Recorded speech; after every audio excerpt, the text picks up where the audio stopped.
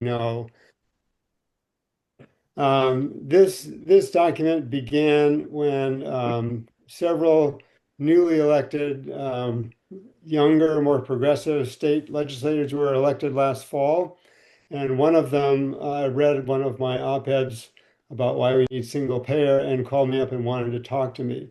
And in preparation for that talk, I put together an outline of stuff that I thought that a legislator who wanted to know about health policy, these are the things I think they should keep in mind, that they should understand in order to make sensible decisions about health policy.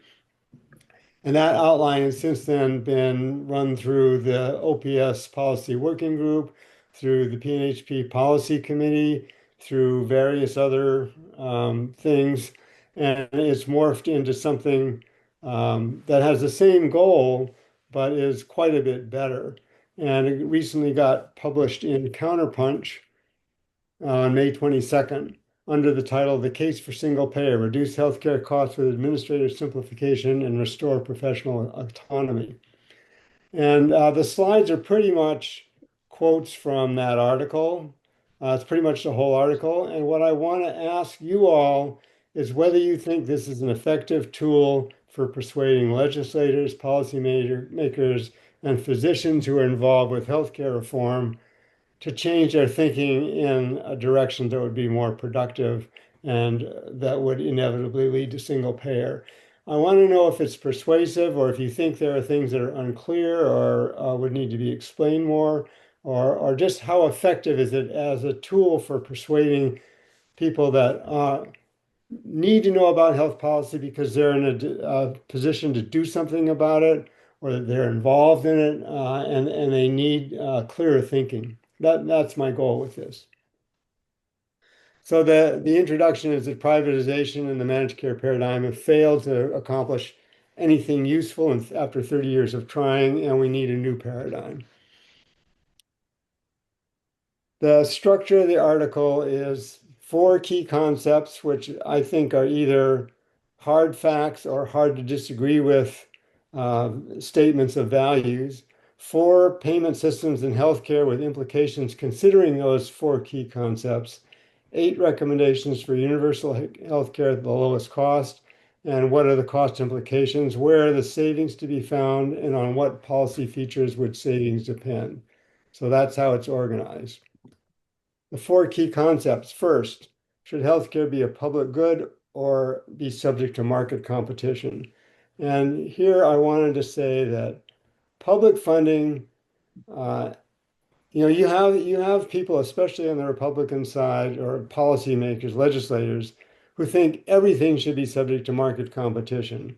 But I'm trying to point out that things like police, fire departments, public schools, the military, roads and bridges, government services, you really can't think of them that way, and healthcare should be in the same category.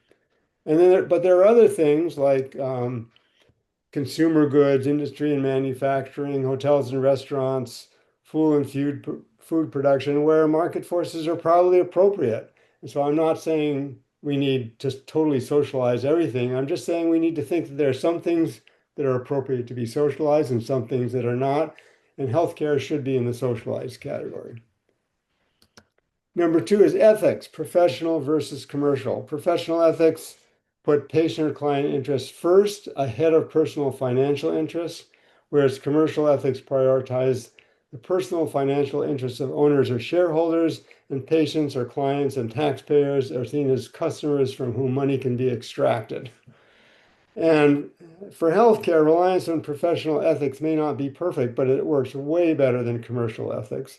And it's far less costly to manage a few outlier practitioners engaging in unethical practices than it is to try to control mega corporations pursuing commercial ethics that have amassed deep pockets at taxpayer expense.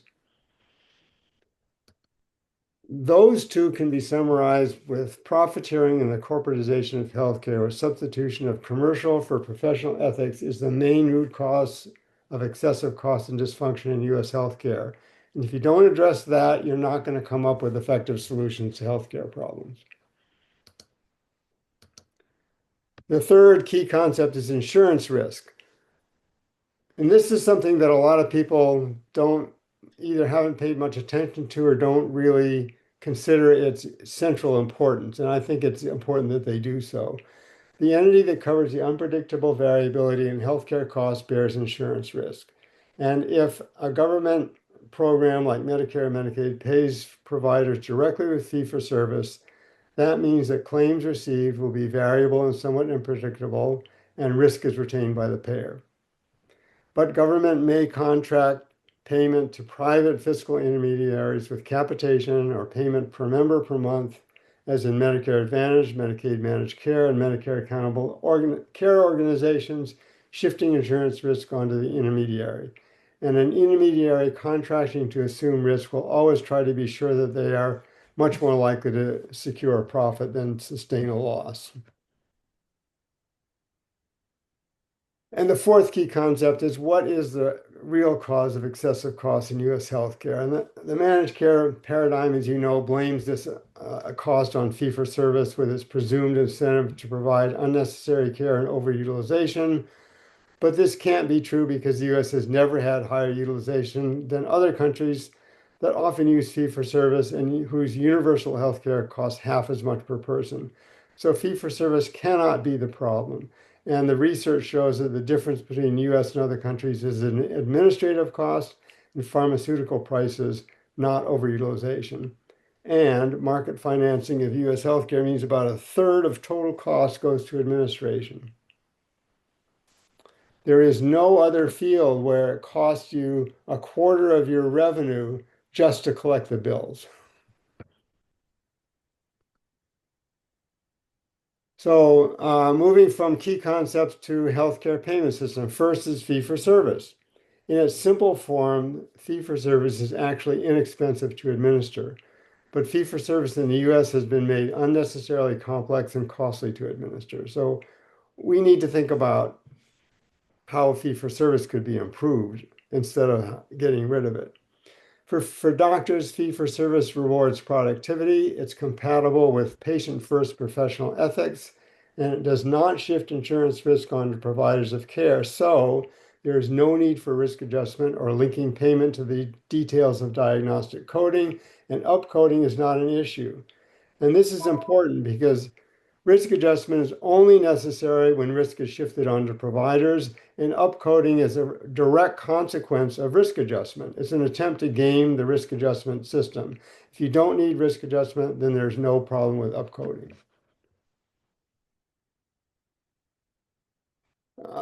Healthcare payment systems. Fee-for-service, however, fee-for-service can reward unnecessary treatment. I believe, and I have had trouble finding direct evidence of this, but I have tons of anecdotal evidence that it's much more likely to be abused when billing is separated from direct contact with the patient, allowing substitution of commercial ethics for professional ethics. I have seen abuse of fee-for-service be much lower with doctors in independent practice who bill out of their office and see their patients directly. It's more problematic with doctors employed by a large group practice or hospital, and worse with for-profit ownership of doctors' practices by an insurance company or private equity, where they will do anything they can to game the payment system. And current trends are in the wrong direction. For government programs, paying doctors and hospitals directly with fee-for-service means government retains insurance risk and must cover the variability in claims received. However, the larger the risk pool, the more manageable the unpredictability becomes, and the smaller and more fragmented the risk pool, the more unmanageable risk becomes. And reserve funds and reinsurance can manage budgetary uncertainty without shifting risk onto third-party intermediaries. Healthcare payment systems number 2, salaries for doctors. Salaries are inexpensive to administer, don't create incentives to over or undertreat, and are compatible with patient-first professional ethics. However, payment with salaries requires an employer, which can be a problem if the employer is profit-seeking and paid with either fee-for-service, divorce from contact with the patient, or capitation with its incentive for profiteering. The one drawback I found with salaries is that doctors who can control their schedule or workload may be tempted to become less productive, but this can be mitigated with salary plus a small productivity incentive. And for doctors who can't control their workload, like emergency room doctors, critical care doctors, and hospitalists, then there's no need for anything but a straight salary. Third is value-based payment and capitation. Value-based payment means systems that hold doctors and hospitals accountable for quality and cost of care, even when quality and cost outcomes depend largely on patient characteristics that are beyond the control of care providers.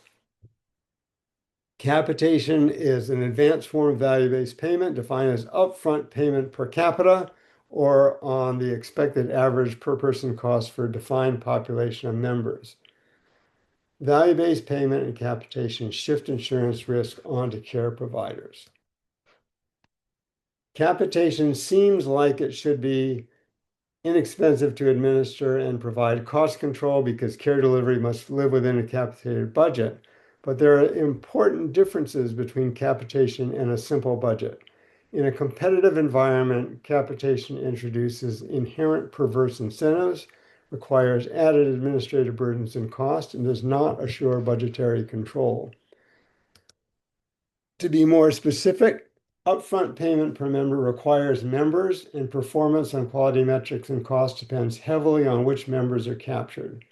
This means there's an incentive to game the risk pool. Competition for members rewards capturing the healthy and avoiding the sick.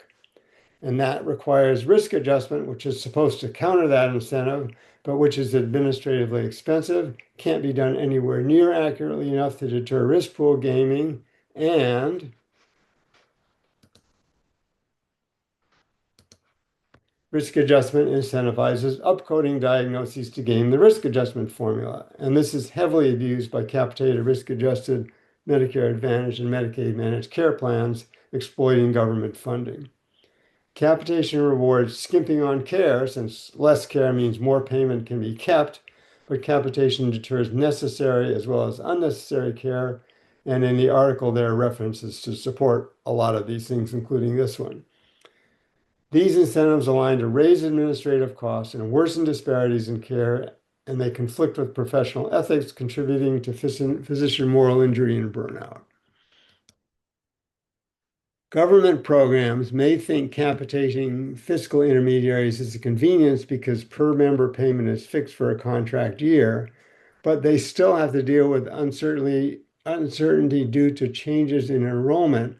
Like if there's a recession, unemployment goes up, more people become eligible for uh, Medicaid, or you can have other demographic changes that will result in variable enrollment in both Medicare and Medicaid.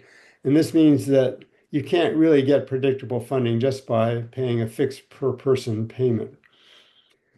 And capitated fiscal intermediaries can keep unspent funds, inviting profiteering by plans guided by commercial instead of professional ethics. And government contracts with capitated plans mean loss of control of the budget year to year, because in practice, plans can extract whatever raises they want by gaming the financial data reported to government. And there's been tons of evidence of this, and also a lot of effort to try to counteract it by providing more oversight, most of which has not been very effective.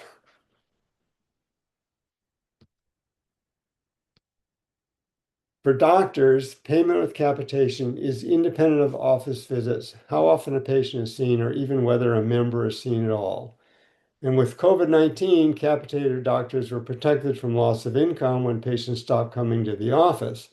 And this is why a lot of doctors are tempted by value-based payment or think maybe it would be better than fee-for-service. And in theory, capitation does not require linking every service to a procedure code, but in practice, payers using capitation often require fee-for-service claims for budgeting and benchmarking purposes, and this precludes any administrative savings from capitation. And the perverse incentives and administrative costs of capitation listed above all apply.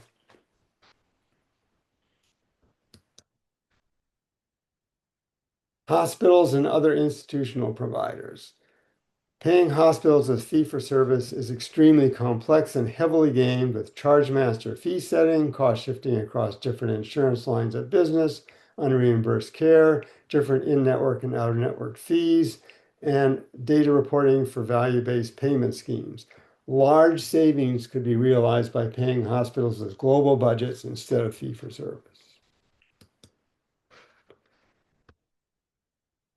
If you're paying a hospital with capitation, it means you have to attribute members to that hospital. And this is difficult except if you have a closed system like Kaiser where members sign up for that system. But if you try to attribute members to hospitals that are not in a closed system, it's very difficult. And any effort to do so results in a lot of errors and screwy assumptions and things like that. And the perverse incentives inherent to capitation all apply to hospitals which are in capitated systems. Global budgeting. Simple global budgeting, like in Canada, pays hospitals with budgets based on the cost of operations, including salaries for employed doctors and other professionals, plus separate budgets for capital improvements based on community need. This does not involve capitation because there are no members. There is no risk shifting, and it can be easily gamed like fee-for-service or value-based payment. And hospital administrative costs per capita in Canada in US dollars are less than a quarter of those in US hospitals.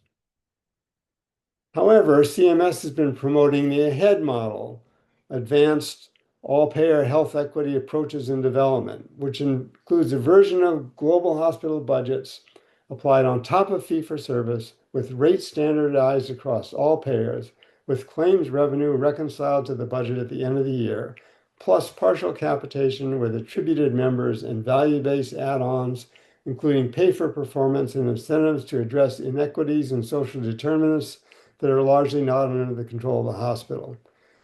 This is supposedly global budgeting, but it has none of the administrative savings of Canadian-style global budgeting, and in fact, piles on more administrative burdens and costs. So the list of recommendations. First, healthcare should be publicly financed by government, and the government payer should retain insurance risk with no subcontracting to risk-bearing fiscal intermediaries. You want the broadest possible risk pooling, plus financial reserves and/or reinsurance to manage the variability. Two, the major focus of reform should be on reducing administrative costs and therefore prices, and not trying to manage utilization of care. Three, physician could be either an independent practice or employed, and hospitals could be either privately or publicly owned, but ownership of doctors' practices and hospitals by for-profit corporations or private equity and the corporate practice of medicine should be banned by law. Four, value-based payment introduces perverse incentives and high administrative costs that preclude real value and should have no place in healthcare. Five, large administrative savings could be achieved with simplified, standardized payment of care providers. Simplified fee-for-service would be appropriate for doctors in independent practice, with all procedures reduced to professional time required and hourly rates based on required training. Fee-for-service based on time and training would be much fairer and less costly to administer than attempting to assign a relative value to each of thousands of procedure codes. Payment should be based on the value of the time and expertise of the professional performing a procedure instead of trying to attribute value to the procedure itself.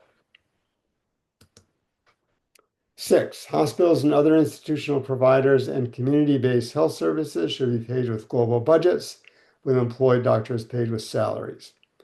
Seven, pharmaceutical prices should be regulated and negotiated by government. And eight, necessary administrative functions and quality insurance may be public administered or contracted out to an administrative services only contractor on a non-risk basis. Cost implications. Savings would come from markedly reduced billing and collection costs for doctors and hospitals, reduced administrative costs for the government single payer, and negotiated pricing for pharmaceuticals and durable medical equipment, in eliminating the high administrative costs of competing private plans. Further savings would result from a much improved practice environment from primary care that eliminated disincentives for practice in underserved rural and urban areas, expanding access to primary care in the most cost-effective settings, and reducing preventable ER visits and hospitalizations. all these recommendations were implemented, US per capita healthcare costs would likely fall into the range of Canada and other countries with universal systems that cost at least 30 to 40% less than what the US now spends on healthcare. One of the things I hope is clear from this is that if you don't do this in a wholesale way, a full single payer system, if you try to just reform part of the system, like only Medicaid or only Medicare, you can't get the administrative savings that come from a markedly simplified payment system. Both global budgeting of hospitals and simplified payment of doctors in independent practice. You can only get those things if the whole system is in, because otherwise doctors and hospitals have to maintain all the cost of dealing with the current system alongside a reformed partial implementation. And this is something that everybody's looking to find doable compromises in healthcare, but this is the old problem of you can't jump across a chasm in two bounds. And the savings really depend on that. So this is the article in Counterpunch. And if you don't want to write down the URL, you can just go to counterpunch.org and search for Kemble and it'll pop right up. So I'd be interested in any reactions, thoughts, areas of unclarity, anything you have to say.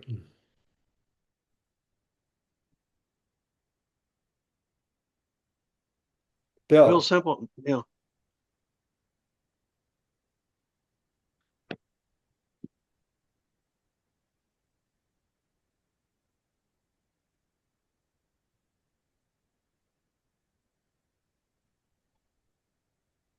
Bill, you're still muted. We can't see you or hear you. Okay, And how's that? that's better. And Barbara, we see your hand, but please use the electronic method of raising your hand. I can't Okay. find it. Okay, we'll see your hand. You're next. Thanks. Go ahead, Okay. Bill. You're on, Bill. Okay, thanks. Um, yeah, uh, yeah, Steve, the wonderful explanation, very clear, fantastic. Would love to spread this around. The one thing I didn't see, maybe I missed it, but claims denials, narrow networks. I mean, those are the things that people experience as significant problems that might help people to relate to the systematic issues that you're addressing so clearly. I wanted to try to keep this into a handout length. It's already 5 pages, and there's a whole lot of more detail that one could go into. There's P&HP reports on how Medicare Advantage is overpaid and how they harm beneficiaries. They go into all that in a lot of detail. And this isn't intended to start a conversation, and then you want to be able to back it up with those kind of things if you get a discussion going with the legislator or whoever. So yes, I didn't get into a lot of details. There's a whole bunch more that could be said, but this is a conversation starting handout. Hey, Barbara. Yeah. I just wanted to add to what you had stated in the beginning about speaking with legislators. I think it's very important that we, as I say, cross ethnic, class, and cultural boundaries and form relationships with people who are different from us, listen and bring them information that the media doesn't bring them, the commercial media, about this specific topic, and then bring them into the movement, hopefully. They're the ones that need to go to speak with their legislators. Yes, Thank you. Jeannie. You're muted, Jeannie. Mute. I wonder if you have any data that would be useful to all of us about what the recommendation is for the ratio of patients to healthcare providers and whether or not we meet that ratio in the states and whether or not that's a challenge for other countries. because one of the pushbacks that we get when we get into conversations with physicians in practice and also with legislators is that they're hearing that people have to wait for care in other countries. And of course, we know people have to wait for care here also, but I'm suspecting that the common thread is that there is a shortage of healthcare providers and that we need to start including that in our conversations with the kind of in-depth data that you've provided for all these other concepts. I don't have the statistics at my fingertips, but there definitely is literature on desired ratios of physicians to population. And we definitely are in a shortage almost everywhere in this country. It's probably worst in rural areas and underserved, the inner city areas and things like that. But there is definitely a problem. I think that you have to look at why this is the case, because the supply of physicians depends on the money that's put into training them. And if you put more money into more training programs, you can get more physicians. But decisions have been made decades back that we needed to cut back because we were getting too many, and nobody's corrected that since then. And that's a lot of the reason for the shortage. And the second reason is that those administrative burdens from the current system are making doctors much less productive than they could be if they were liberated from all that. And that there are things like specialist consultations to primary care. Instead of primary care doctors referring out a third of their patients to specialists because they don't have time to deal with specialized problems, if you had specialists who were available at primary care practices as remote consultants, via telehealth, who could get a detailed history from the primary care practice and the patient and give specific advice on how to manage that patient in the primary care practice. You can leverage specialist time to cover a much bigger patient population than they do now. So there are things that could be done to improve productivity across the board to help mitigate that problem. And you also need more funds for medical education. And Steve, what about, do you know anything about other countries? Like, is that also a challenge in Canada, maybe Great Britain, France, other countries where they also have healthcare shortages, healthcare Well, provider I think other shortages? countries do give more thought than we do to trying to match supply with need, but there's always pressure to spend less because you don't want to raise taxes. So that results in underfunding, and then the supply gets behind the population need, and then there's people complain about wait times, and then government responds by improving uh, creating more training slots or something like that. And there's a back and forth tension between those forces. But that whole process of varying supply to meet demand has been stopped cold by the gridlock in U.S. Congressional functioning. Thank you. Don. Yes, actually, Steve just made the point that I was going to make, and that is that we look at Canada and England as systems that we greatly admire, and that if we had them here, we'd have a perfect universal healthcare system. But as you know, in both of those nations, they do have extensive problems with waiting times. And one of the major issues is that when the conservative governments take over and control their spending, they reduce the spending on or fail to adequately fund their healthcare system, and you end up with an under-resourced system. And I was going to make the same point that Steve also made, is that here, if we had an ideal system currently, we would suddenly experience a much greater increase in waiting times and lack of, so that we need not only to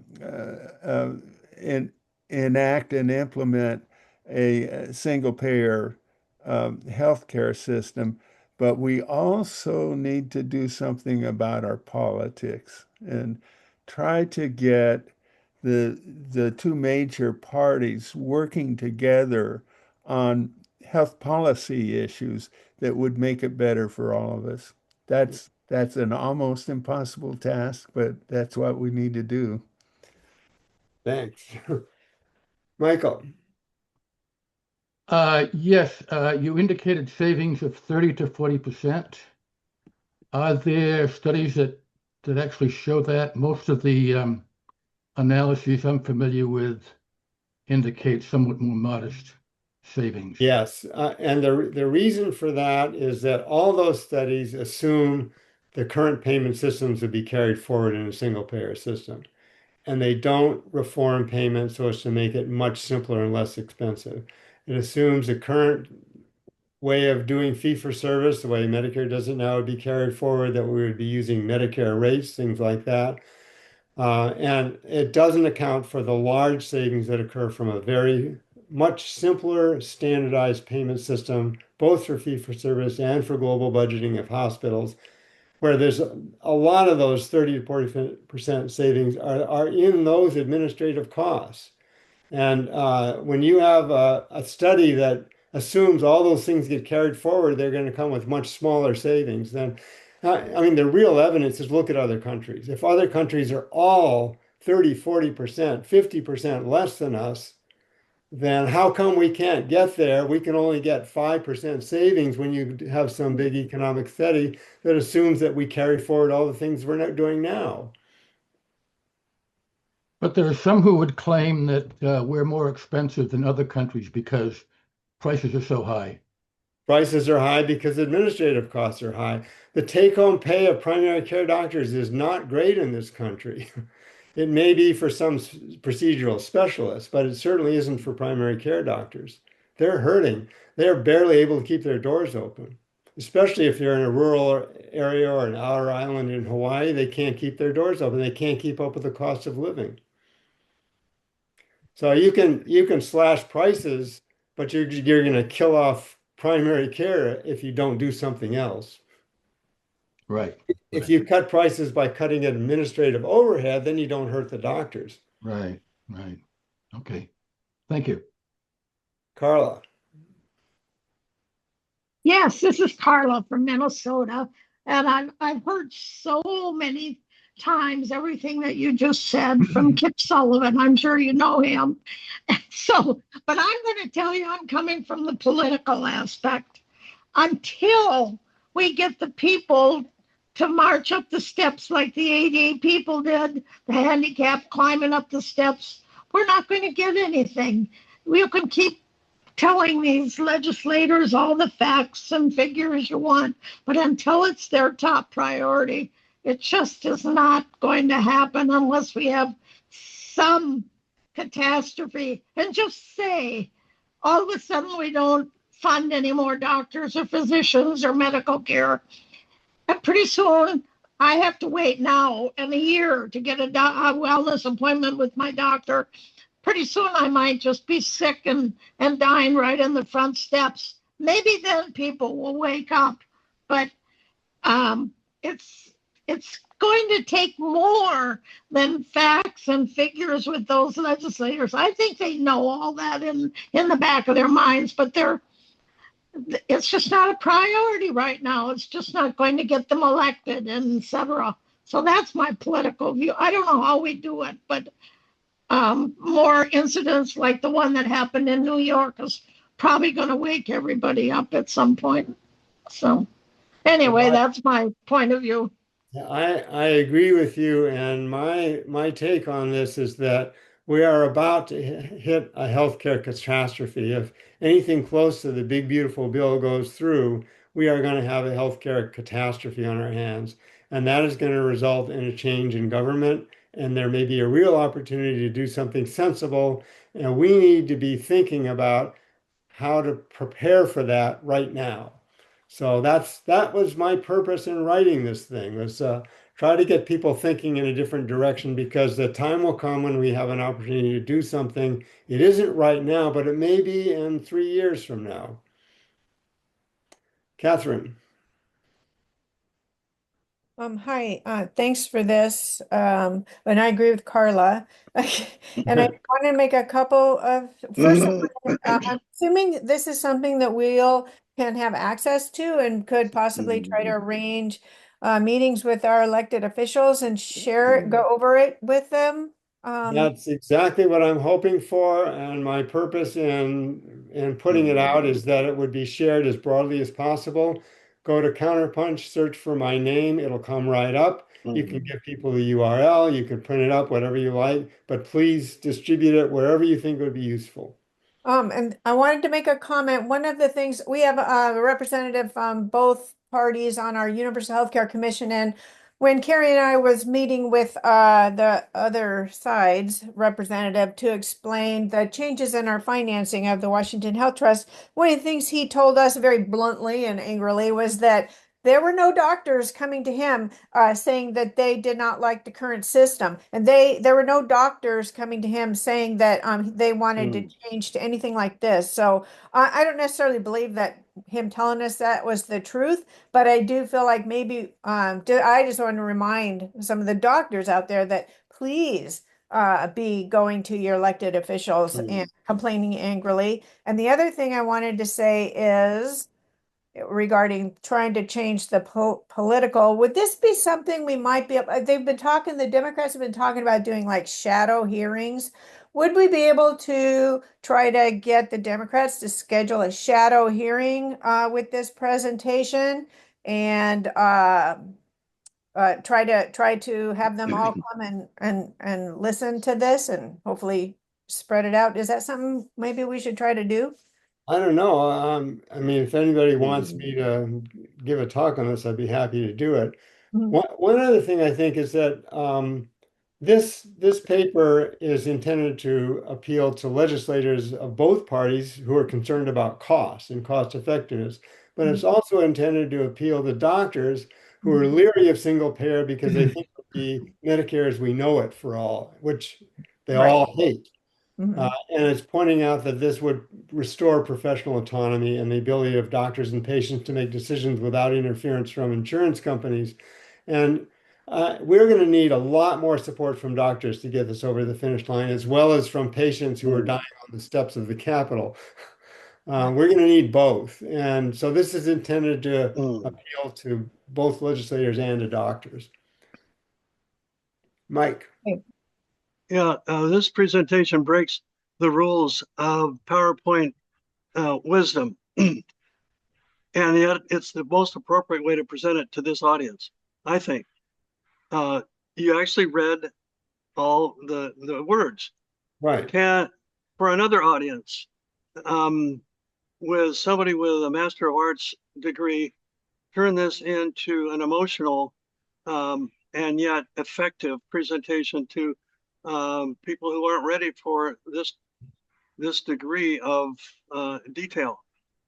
You could, I mean, the article has 11 references, and you could turn a lot of those into graphic slides and do that kind of thing. I probably should work on that, or somebody else should work on that, but that's a good suggestion. Bill. Thanks. I'll say a few more things about maybe including something about prior authorizations, because I think one of the major tropes that we're up against is government-controlled healthcare, and I think prior authorizations speaks to that, because Medicare is the prime example. A recent Kaiser Family Foundation articles said that traditional Medicare compared to Medicare Advantage plans, Medicare Advantage had 125 times as many prior authorizations. And I think that can help, speaking to that, can help us to say, keep the corporations hands off my healthcare. And so I think that can speak to people. Jeannie. Um, I think that you wanted some feedback about the presentation, and I think that this presentation would make perfect sense to physicians. It is very what the rest of us would call wonky. Um, and absolutely accurate information, good information, things that I certainly agree with. Mhm. But I think depending on the audience, you would lose them easily unless they were physicians themselves. Um, I think that a lot of elected officials don't have any background in this information, and you would be starting from a place that would just lose them in terms of the terminology because it's so high tech. And I think that it would be valuable, and I'm glad you're open to this, Steve, to work with somebody who's a communications expert that just knows how to talk to ordinary people and take these concepts and convey them in a way that's understandable, probably with stories, because elected officials, as you know from years of your experience, have to know a little bit about a whole lot of things to do their job. And they just don't typically have this kind of Hmm. in-depth understanding.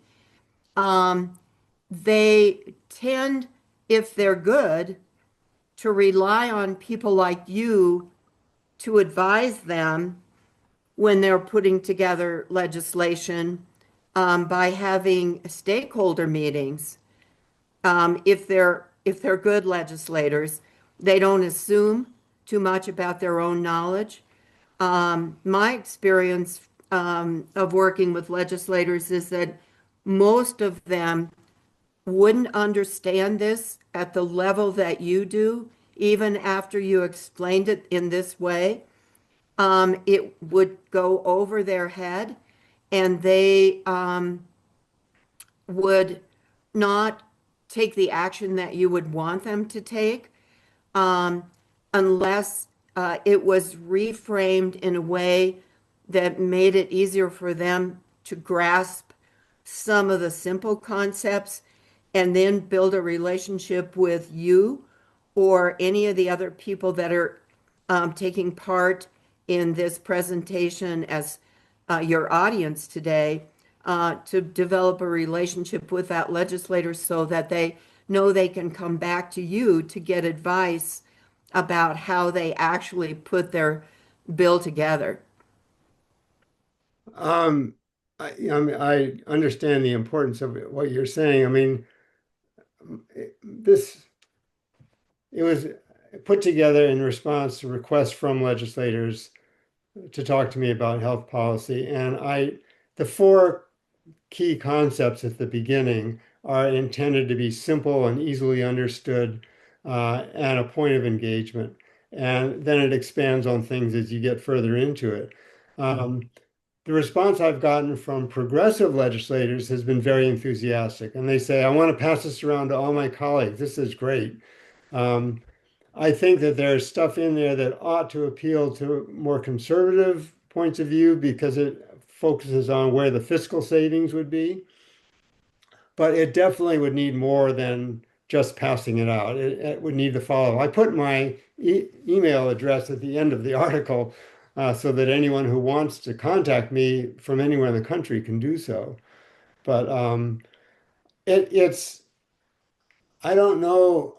I mean, a one pager for general audiences or people that are completely naive to health policy is important too, but this is never intended to be that. This is supposed to be for people who have, like maybe they're a legislator who's been on appointed to the health committee and they say, oh, I better find out about this. And they're willing to read a 5-page document. which is still pretty general. You know, it doesn't get into a lot of the details.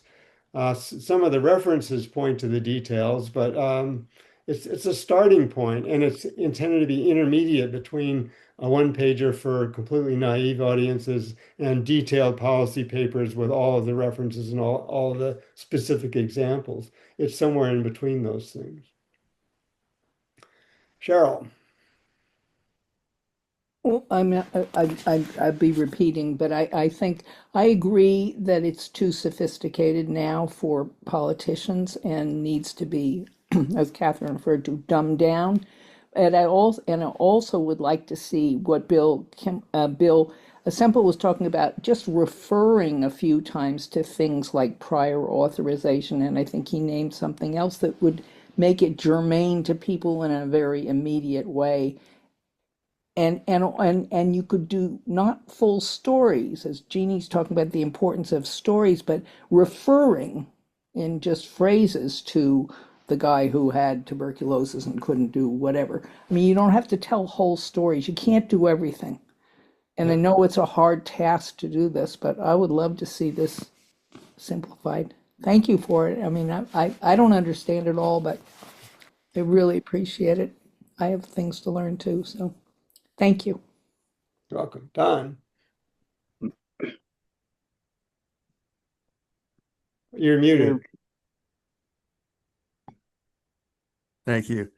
I just wanted to add one little point to your very valuable description and your article I've read a couple of times now because I think it's outstanding.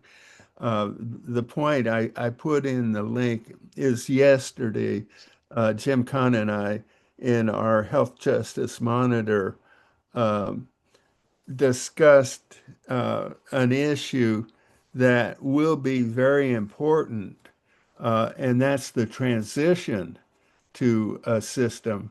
And right now, much of the system is owned by the billionaires.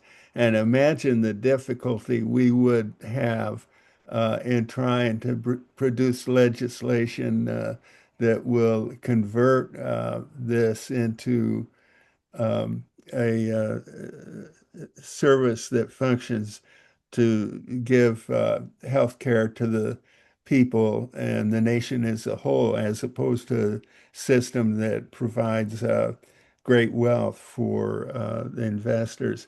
And that's the uh, public provisioning of services and as an adjunct to single payer. Now, I'm not going to explain what that means now, but I did put the link in there, and there's a short description, and there's a longer article which you can get through a link there by Hayden Rook-Lay that explains this. Now, that would not be a speedy process, but it would be a process wherein more of our healthcare system would come under public control rather than control of the industry.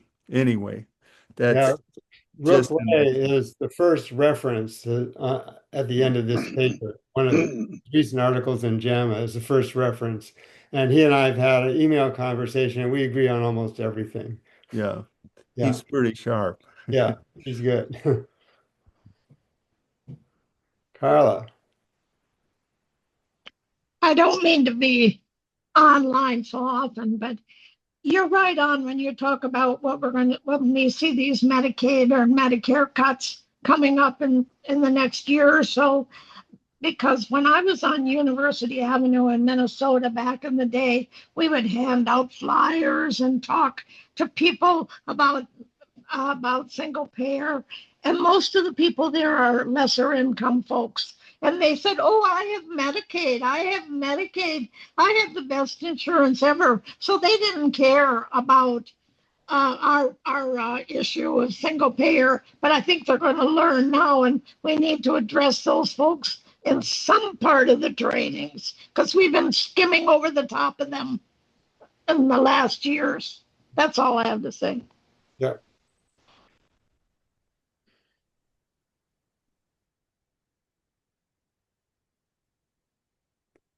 Did you have something else, Don? Your hand is still up. Oh, no, I've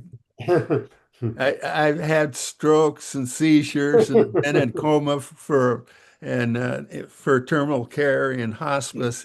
And so it's amazing that my brain works as well as it does now. But anyway, I'll get my hand back down. Hi, Chuck. Mike. Yeah, I can personalize this right here in River City, Corvallis. Optum, part of United Health Group, bought the Corvallis Clinic, the revered 75-year clinic that we all depended on. And now our hospital is in financial distress. And the question is, can we turn our two-county area into a hospital district, which would fit well with this public provisioning of services that Don mentioned. And for the first time, the CEOs of the hospital are not running away from the idea. I went to a fundraiser 2 weeks ago, and the new CEO of Good Samaritan Hospital said, yes, I'm interested. It would be a tremendous investment of money for the community, the two counties, to raise the bond money to actually purchase Samaritan Health Services. But it's a topic that is ripe, and I hope we can get the support for it here in Corvallis, its surrounding area. You know, if you were to convince legislators that we need to get to simple global budgeting of hospitals, one thing that could be done that is an incremental step is to get the different insurers to pool their hospital money under a fund managed by the state to enable global budgeting of hospitals that doesn't have all the crazy complexities of the HEAD model. And once you get the idea that you need to just pay the hospital a block of money to cover their cost of operations and the salaries of their employed professionals, and get out of the business of trying to micromanage care and incentives and counter incentives and all this stuff, just pay them what they need to run their operations. And you could save huge amounts of money doing that. Then the next question is, how do you get there? Well, one way is to pool hospital funds from the different insurers under the state. Yeah, I will talk with you separately about that because we're going to be talking about this here, and I need little details like that. Thanks, Steve. Catherine. All right. Yeah, that what was oh sorry, what was I gonna say? It's just like my fear, and I basically lost it actually at a thing on Wednesday night, because it's like, do we really have time for that? I feel like it's going to be in an emergent situation here very shortly. Yeah, that would have been great 2 years ago, 4 years ago, 6 years ago. You Yeah, know, yeah, it's gonna be urgent. We're gonna need to move fast. But we need to be thinking about that and planning for it right yeah, now. yeah, agree.